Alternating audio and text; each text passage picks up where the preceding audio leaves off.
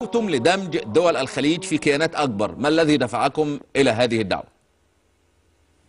الذي دفعني لهذه الدعوة هو إحساسي منذ فترة طويلة. نرفع الصوت قليلا سعادة الدكتور.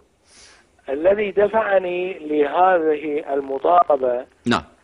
أن دول مجلس التعاون الخليجي، إذا استثنينا المملكة العربية السعودية واستثنينا سلطنة عمان، نعم. تعتبر الباقي من الدول، وأخص بها الكويت وقطر والبحرين والإمارات، هذه تعتبر شظايا جغرافية نعم. معرضة في أي وقت في أمنها الوطني.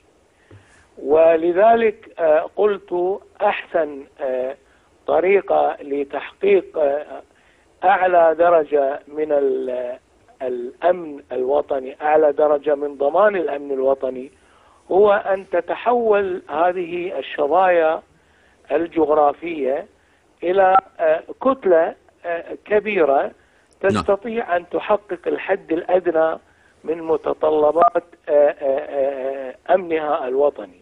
نعم. طبعا الشيء المؤسف أنه هذه الدعوة لا تلقى قبولا. يعني ده سؤالنا سعادة الدكتور، ده سؤالنا، برأيكم الشكل الأمثل لهذا الدمج في ظل حرص كل دولة على خصوصيتها وعلى وضعها الدولي والإقليمي وعلاقتها الخاصة؟ اتفضل. أنا أعتقد بأن الخطوة الأولى هو توحيد 3 مجالات.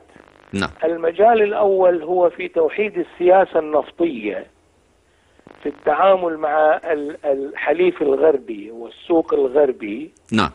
المجال الثاني هو توحيد السياسة الدفاعية العسكرية، بحيث تكون عندنا وزارة دفاع واحدة للدول الست. والمجال الثالث هو العلاقات الخارجية، بحيث يكون عندنا وزير واحد لخارجية دول مجلس التعاون. سعادة الدكتور، عفوا عن المقاطعة، مش موجود مجلس التعاون الخليجي؟ للأسف مجلس التعاون الخليجي بالرغم من مرور يعني أكثر من 25 سنة على تأسيسه، لازلنا نراوح في المرحلة الاحتفالية يا أخي الفاضل.